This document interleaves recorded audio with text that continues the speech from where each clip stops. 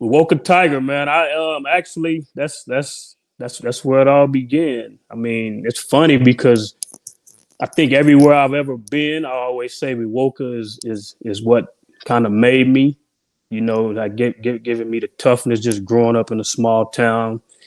I think population was around 4,000 people. I know it's a lot less now, but when I was growing up, there was quite a bit of people there just because of the job opportunities that families had around there. But yeah, man, Wewoka is what pretty much instilled that toughness in me, man. And kind of built me up the way that I am now. So yeah, man, Wewoka is near and dear to me. Marcus is my long lost cousin. Let's just say that. I mean, we had to go with it, man. Both last name Jones. We used to get it all the time. Are you guys related? Oh yeah, yeah. We're related, man. We say it to this day. So yeah, man. Marcus is one of my really good friends to this day. So yeah, we had a really good recruiting class. I mean, of course, I had to take a detour. I didn't get to go in with them, but I mean, I know a lot of those guys still, and recruiting classes is what pretty much starts a foundation. So I think that was one of the foundational starts for Oklahoma State. It was that recruiting class in '97. Oh man, yeah, that was a group of us. So yeah, NEO, man, it was a blessing in disguise for me. I mean, like I said, I fortunately had to go to NEO for 2 years just because due to ACT wasn't high enough. So I mean, I had to go to NEO, and it was something that kind of wore on me for a little bit. But once I got there, I was able to kind of put that behind me and focus on the main thing, and that was trying to get back to Oklahoma State. So along the way, I mean, I met a lot of great people. Probably one of the most close knit teams I've ever been with, due to the size of it, and all of us stand in the same dorm hall as well. I mean, of course, when you go to D1, everybody go their separate ways. I mean, just because it's a bigger school, but in EO we ate breakfast together, we ate dinner together, we ate lunch together. So everything was like a family atmosphere there. That's kind of how they ran the ship with legendary Dale Patterson. So that's where it all started for me. I think it groomed me, it prepared me, and it gave me every tool I needed to have when I went to Oklahoma State. I felt like Oklahoma State was easier as far as practice and stuff. I mean, NEO, they put us through the gauntlet, man. I felt like I was prepared. And back then we were doing two. I think I had a 3-a-day at one point. At NEO, we were doing 3-a-days back then. Oh my God, man! I don't know. I don't know if anybody's listening here and they went to NEO. It's this thing called Tar Creek on our practice field, and if you mess up, just all they gotta say is Tar Creek, and you better run down there and touch it. So luckily I didn't have to go touch Tar Creek a lot. I mean, I was able to bust my butt and do my job on the practice field. And but yeah, NEO there's a lot of memories, man. Like I say, we wasn't fortunate enough to fly first class back then. We had to bust every game. We were in the Southwest Conference, so every one of our games were in the state of Texas. So we won Southwest Conference my sophomore year, and nobody gave us a chance. I mean, just because Texas football speaks for itself, even when it comes to JUCO ball. So we were able to rally, man. And back then, I think everybody on our team was from the state of Oklahoma, except for 4 or 5 out-of-staters we were allowed to have. So yeah, we gelled together and made it happen, man. I mean, I never forget that team. I mean, I still remember them to this day. So I think NEO prepared me a lot. I mean, moving forward. So I mean, like you said, there were some names. I mean, of course, I can name the ones that ended up following me to or going to Oklahoma State with me. It was Jaquay Parker, Jaquay Thomas. I mean, now Jaquay Parker, Brian Blackwood, John Vendrell, Michael Cooper, Lawson Giddings, R.I.P. He's no longer with us. Rest in peace to Lawson. So there was quite a bit of us that ended up going to Oklahoma State. Oklahoma State had a pipeline to NEO, man. Like Coach Patterson had a good relationship with Oklahoma State that, they were able to come up there and recruit a lot of players and get them to come back to Oklahoma State. So, yeah, it was a good system that, that they had going there. I played with Coach Simmons for 2 years. And then Miles came in my last year. But Coach Simmons actually was one of the ones who approached me and wanted to see if I could move for the betterment of the team, which, at the time I was young and wasn't sure. I told him to just, let me think on it. It wasn't a force out. It was mainly, we think you'll do really well here. Just kind of think about it and sit on it. I had some time to think about it, and at the end of the day, it came down to team for me. I mean, I've always been a team first player, and I just felt like if I could move over there and help the team in any kind of way, then that's something that I needed to do and wanted to do. And also, like I said, I played coming out of high school. I played everywhere. I mean, I played wide receiver. I played corner, safety, kick return, punt. I mean, whatever you name, I did it all, man. Like, especially coming from a smaller school, I was able to do it all. And I think that kind of helped me be able to help me transform or transfer over to that position a little bit easier, just because I was kind of familiar with playing that position. I mean, I was raw. Don't get me wrong. I was raw, man. No, yeah. The ball skills were always there. I've always had pretty good hands, thanks to Coach Ballard, the head coach at Total now. Brad Ballard, I give him a shout out. That was my wide receivers coach at NEO, and he's one of my best friends to this day. He saw something in me that I didn't see. I mean, like I say, the athleticism was always there, but I was just kind of rough around the edges. So he kind of gave me put that technique, told me about the technique of every position. Because when you go to college, I mean, everybody can run, everybody can jump, everybody can hit. So now you have to really kind of find other ways to win battles. I mean, there's no longer you the best athlete. I mean, there's not a lot of Tyreek Hills out there, man. I mean, there's not a lot of Tatum Bells that can run a 4.2, 4.3. So everybody pretty much goes in on the same page, and you have to really put that time in and find ways to beat your, win matchups. And I mean, that's when you become a student of the game. I think I did that very well. My junior year, when I made that transition, I started off at corner. Now my junior year, that's when Bob Simmons was still there. So they played me at corner. And like I said, I played a lot that year. I mean, just kind of threw me in the fire, played a lot, and then going into my senior years when they made the coaching change, it was when Les Miles came in. So they ended up switching our defense to a 4-2-5, where we ended up having 5 defensive backs. So that's when Miles and his coaching staff kind of was kind of like on the, they were kind of in between of letting me play corner and safety. And I think they kind of figured out, with your size, we think you'll be better at corner if something was to happen to our starting safety, which was Albert Craig. So Emil Wood, yeah. So I mean, I was like, whatever y'all need, coach. I mean, if y'all don't think I'm good enough to play corner, or you think I'm better being a safety, I'll go to safety and do whatever I can to help the team. So I mean, that's where I started off, but eventually I ended up playing corner. I mean, we all know the rest of it. Eventually I ended up playing corner.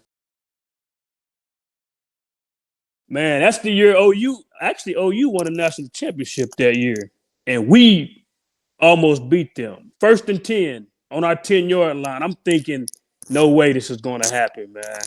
Like, I'm like, dude, no way. We put ourselves in position. We about, and to your point, when you play rivalry games, you have to throw those records out, man.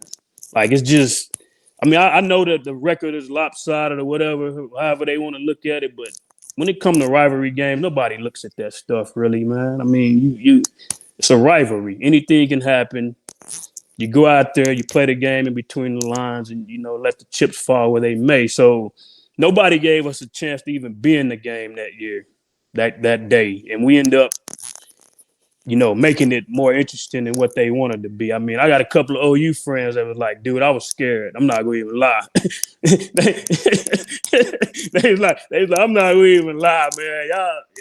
Y'all surprised us. I was like, yeah, I mean, you never know, man. When you go into those rivalry games, anything can happen. But yeah, that year we got really close. And then the Bedlam game, my senior year, was the year we got over the hump. I mean, and I think it had a lot to do with our leader. Call less what you want, but man, that man will instill some confidence in you, and it's a trickle down, and he were able to instill it in us. Although we went into that game, I think we were like 4-7, maybe, or something like that. Well, we wouldn't have known we were 4-7 just because that year. I mean, a lot of close games, and I mean, you can argue if Josh Fields would have started, it could have been different. I mean, who knows, man? I mean, everything happens for a reason. I mean, Josh is a good friend of mine, and he grew up in Stillwater, so I was able to see him play in high school as well.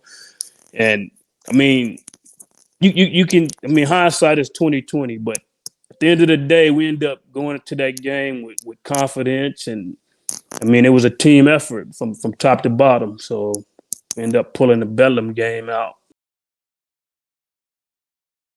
What I remember from that, just because I played defense, I was on the sideline, but I remember maybe a couple of plays before. I think, to me, don't get me wrong, Rashawn's catch was awesome, but people forget about that T.D. Bryant catch, man. He took it from Roy Williams. When I was looking at it from the sideline, I was like, that's an interception. And then T.D. just takes it out of his hands. Hey, Les Miles, man, he was going for it. I mean, he was like, we here, let's get it. So when TD caught that ball, that's when I kind of stood up on the sideline. I'm like, man. Then Rashawn catches it in the corner of the end zone because I'm watching it on the jumbotron at this point just because I can't. So Rashawn catches it. I'm like, wow, everybody's going crazy. But as a defensive player, that's still like a minute left. So I'm over there like, man, we still got time on the clock, so we got like I gotta get my mind focused back on the game. So in my head, I'm like, please do not get a pass interference, Paul. Whatever you do. So every time they threw one downfield, I think I kind of stepped back. I'm the tallest defensive back, one of the tallest defensive backs we got. So you would think I'm gonna jump up and swat the ball down. I'm backing up, man, like. Do not get a pass interference. So I'm kind of one of those ones when the game get close. At this point, I'm just sitting back watching. I'm just like, don't let nothing get behind me, of course. Like, don't let them score. And also, I'm knowing if they can get in field goal range, they could probably kick a field goal. We go to overtime. So I think my main focus at that time of the game was just making sure that they didn't catch the ball, go over the top of us and catch the ball. But Marcus Jones was able to actually jump up and intercept it. So that's what kind of ended the game for us. But man, it was a surreal moment, like for real. I'm not even lie. I mean, to this day, I can still remember bits and pieces of it, just from playing in it. But yeah, it was a very, very surreal moment. We have a really good staff too, man. See. And that's a lot of people a lot of people I see complain about us not being able to get 4 and 5 stars, and rightfully so. I mean, those are fans. You have a right. You have your right to say what you want, but also I don't think they take into consideration that we have a system in place too, where we develop these guys as well. So I mean, I always look back to.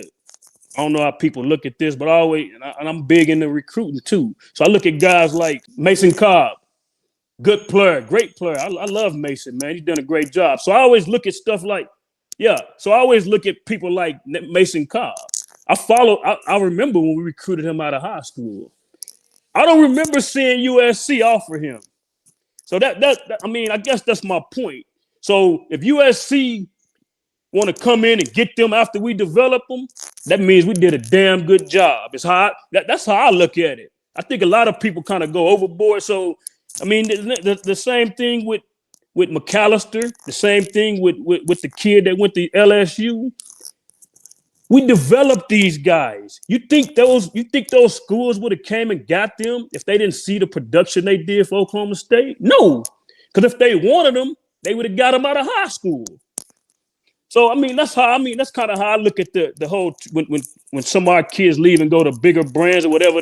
Oklahoma State is a brand. Whether people want to believe it or not, but man, they gotta stop. They gotta stop being naive and look at what the last decade of what Oklahoma State has done, man. Like man, yeah, man. Gundy has exceeded every expectation we can imagine. Especially when I graduated, after I graduated, I never would have thought this program would be in the position it's in now.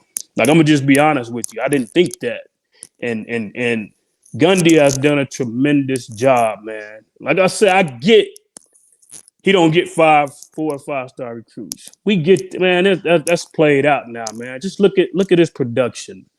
Give a man some credit. Look at his production. But like I said, I'm not opposed to people who criticize him, but I'm just not one of them. I know the grind and the process, so I just stay patient. Play to win, not to lose. And what I mean by that is just leave it on the field, man. If you go down, if you go out swinging. Don't play conservative. Play with your hair on fire. Know that you belong. Have the confidence. That's one thing too. Is just go in with the confidence that you can beat them. I wish Trace the best, but I'm not. I know how this go, man. Don't play the victim. Trace, man, you did, and the thing is, he made the best decision for him, and that's okay. But don't try to make it seem like we was the reason why you did that, man. Yeah. So I get that part of it, man. I think it's all, it has a lot to do with a lot of bulletin board material, and I like Gundy's answer as well. Gundy don't have to praise him for what. Like you're no longer part of this program. So I like how Gundy, when a kid leaves, I like how Gundy looks at it like, when you leave, you leave. That's fine. I don't need to keep talking about you. If you want to talk about us, that's fine. But I kind of like how Gundy goes about that business. I think we could win tomorrow if we just play. If we just continue to build as well. The O-line has gotten a lot better. I think one of my concerns is the injuries that we have at wide receiver. Like that is one of my concerns, but it's not a big one just because, OU's secondary is not that great. They're beatable, man. Any team is beatable. We can cut down on the turnovers if we can move the ball and keep the game close and not turn the ball over. We give ourselves a chance. And also, I think that Bowman's going to have to probably play good too. I'm not saying that he hasn't been, but I want to see Bowman go to another level. I think he has a game in him this season where he can surprise a lot of people, and maybe this may be the game. Hopefully it is, and feed Ollie, man. And another thing too, I want to say is I'm not as down on Kaseydunn as a lot of people is. I'm just not, because I think everything starts up front, man. Like I think you can't really judge Casey until our O-line has gotten better. Like the past 2 years, I don't think they were very good. I would say that. Like our O-line has gotten a lot better as the season went on. I think they changed some stuff up as well. So I'm just not big on bashing Dunn because I don't think he's had the O-line. We've always had skilled players. That's never been our issue. Like we've always had skilled players. Like that's never been our issue. So, oh, this is my son. He say go Pokes. He's kind of shy. Yeah. So yeah, man. I think we have a chance, man. If we just go in and play not to lose, and you know what that means, man. Just leave it all out on the field, man. So I'll be watching. I'll be rooting, and I'm mad I didn't get to make this one, man. Like I know this is the last one, so I should have made plans accordingly. But I mean, I always wear my Oklahoma State gear. Hey, I bleed orange, so man, I have confidence that our boys can pull it off tomorrow, man.